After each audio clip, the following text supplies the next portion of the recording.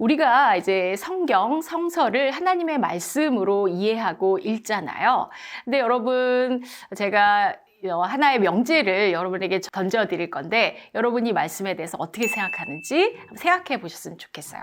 우리가 읽는 성경과 성서는 분명히 하나님의 말씀이잖아요. 그러나 하나님의 말씀은 성서 이상이다 라고 할 때 여러분들은 어떻게 생각하세요? 성경은 하나님의 말씀이다. 성경 이코르 하나님의 말씀. 저는 이 명제가 yes and no다 라고 이야기를 하고 싶어요. 그러니까 맞고 또 틀린 면도 있다. 어떤 면에서 맞느냐? 성경은 분명히 하나님께서 우리에게 약속하신 것을 이렇게 글로 주셨어요. 그래서 그 안에 하나님의 말씀이 담겨져 있죠.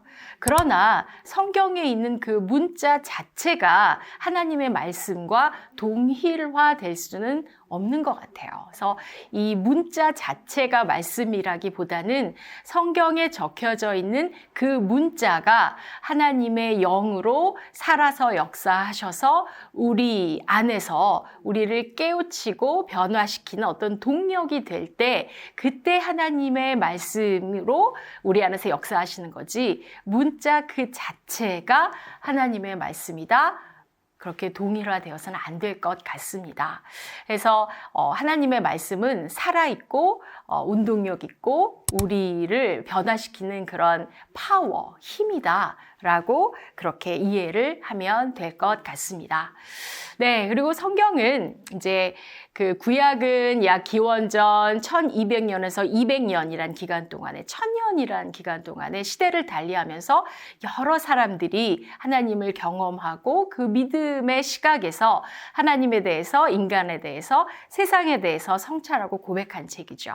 신약도 마찬가지로 한 기원 후 50년에서 50년 중반부터 110년, 크게는 120년까지 역시 또 하나님을 경험한 예수 그리스도를 구주로 믿고 고백하고 또 예수님의 부활을 경험한 사람들이 또 하나님의 뜻을 성찰하면서 또 하나님에 대해서 인간에 대해서 세상에 대해서 고백하고 우리가 하나님의 뜻대로 살아갈 수 있도록 돕는 책이다라고 여러분들 그렇게 이해하시면 될 것 같습니다. 자, 먼저 우리가 이제 신약성서가 몇 년에 쓰여졌는지 이 신약성서에 관련된 연대기부터 좀 말씀드리려고 할게요. 신약성서는 우리 예수님이 없었다면 쓰여질 필요가 없었죠. 여러분, 예수님은 언제 태어나셔서 언제 돌아가셨는가? 여러분들 다 알다시피 우리가 기원전과 기원 후를 나누는 그 기준점이 예수님의 탄생이다라는 거는 다 아시잖아요. 그래서 BC 하면 before Christ, 그리고 이제 기원 후를 뜻하는 AD는 아노 도미니 해서 이거 라틴어인데 주님의 해라는 의미로 우리가 BC, AD 이렇게 많이 사용하고 있죠. 이제 우리가 2025년도를 살아가면서 예수님이 이제 태어나신 지 2025년도가 되었다라고 말할 수 있겠지만 학자들이 연구를 해보니까 이제 예수께서 태어나실 때에 그 이스라엘을 다스리고 있던 왕이 헤롯 대왕이었거든요. 근데 그 헤롯 대왕의 비문이 되어지는데 이걸 그 역사적으로 고증학적으로 살펴보니 약 기원전 4년경에 그 헤롯이 이제 죽었다라는 것을 발견하게 되었습니다. 그러니까 예수님의 탄생의 아마도 정확한 시기는 기원전 한 3년에서 4년경 헤롯 대왕이 죽기 이전에 예수께서 탄생하신 거다라고 우리가 알 수 있겠고 예수님은 이제 33살 즈음에 십자가에 달리신 걸로 그렇게 알려져 있습니다. 저도 33살이 훨씬 넘었는데 제가 어렸을 때는 예수님을 굉장히 큰 어른으로 이해를 했어요. 근데 33살에 돌아가셨다? 아, 예수님이 청년이었구나. 라는 것을 새롭게 인지하게 되더라고요. 그래서 예수님이 굉장히 그 젊은 시절에 하나님의 아들로서의 사역을 하셨고 또 십자가에 달려 돌아가셨거든요. 그래서 청년 예수께서 AD 30년경에 십자가에 달려 돌아가셨고 또 부활하셨다라고 알 수 있겠고 그리고 그 이후에 이제 신약 성서가 예수님의 부활을 경험한 사람들에 의해서 쓰여지기 시작하거든요. 신약 성서 27권 중에서 제일 먼저 쓰여진 책은요. 바울 서신이에요. 그래서 바울의 편지 중에서 데살로니가 전서가 가장 먼저 쓰여졌고 그 쓰여진 해가 아마도 50년 한 중반쯤일 것으로 예상이 됩니다. 그래서 50년대에서 60년대 초반까지 바울 서신이 가장 먼저 쓰였다라고 알 수 있겠고, 그리고 예수님의 생애와 말씀을 담고 있는 복음서는 이제 기원 후 60년에서 약 90년경에 쓰여졌고, 사도행전도 누가의 두 번째 책이기 때문에 이제 60년에서 90년대에 다 쓰여졌고요. 그리고 이제 요한 서신들과 또 요한 계시록, 그리고 공동 서신들까지 약 90년에서 110년대에 쓰여졌다라고 알 수 있겠습니다. 그러면 신약 성서가 왜 쓰여졌을까요? 일단 초대 기독교인들은 사실은 예수님이 다시 오신다고 약속을 했기 때문에 자기들이 살아 생전에 예수님이 다시 오실 것 같다라고 믿고 살았습니다. 그렇지만 이제 예수님과 함께 예수님이 말씀하시고 또 사역하셨던 것을 직접 눈으로 확인했던 사도들을 비롯해서 많은 제자들이 그들도 이제 이 세상을 떠나게 되면서 예수님의 그 다시 오신다는 약속, 예수님의 재림이라고 하죠.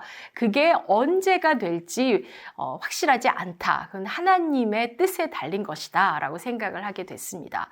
그러면 왜 예수님의 재림이 이렇게 우리가 생각했던 것보다 더 지연이 됐을까? 왜 지금 금방 안 오실까?라고 했을 때 이 초대 기독교인들은 이것은 하나님의 은혜일 것이고 하나님이 우리에게 바라시는 뜻이 있을 것이다. 그것은 바로 선교를 위해서 하나님께서는 모든 사람들이 다 예수 그리스도로 말미암아 구원을 얻고 하나님께서 주시는 그 생명과 은혜를 누리기를 원하기 때문에 아마 우리에게 선교를 원하시는 것 같다라고 초대 기독교인들은 그렇게 이해를 했습니다. 그러면서 이제 이들은 이거를 이제는 글로 적어야겠다라는 필요성을 느끼게 된 거죠.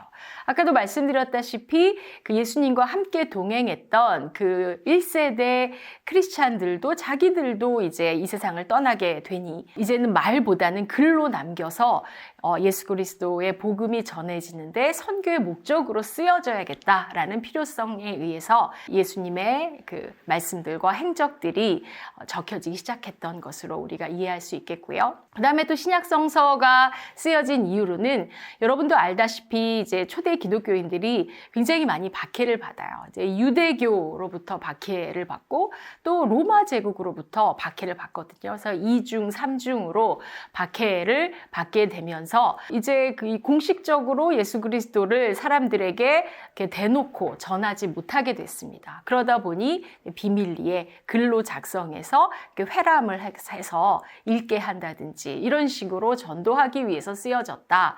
그리고 이제 이 기독교인들이 유대교와 완전히 갈라지기 시작하면서 우리는 누구인가? 이 기독교인들의 정체성이 확립되어져야 될 그런 필요성을 느끼게 되고 또 우리가 누구이고 우리가 왜 살아가고 우리가 전하는 예수 그리스도는 누구인가? 이런 것들을 이제 내용으로 적기 시작했다라는 거죠. 이것이 이제 신약 성서가 쓰여진 이유이고요. 그 다음에 이제 또 이 초대 기독교인들은 굉장히 많은 박해를 받았습니다. 참 신기한 것은 기독교 역사에 있어서 이 기독교인들이 많은 박해를 받고 또 그러니까 외부적인 어려움이 있을수록 그들의 신앙은 굉장히 더 순수하고 간절했고 더 진리에 가까웠던 것으로 보여집니다.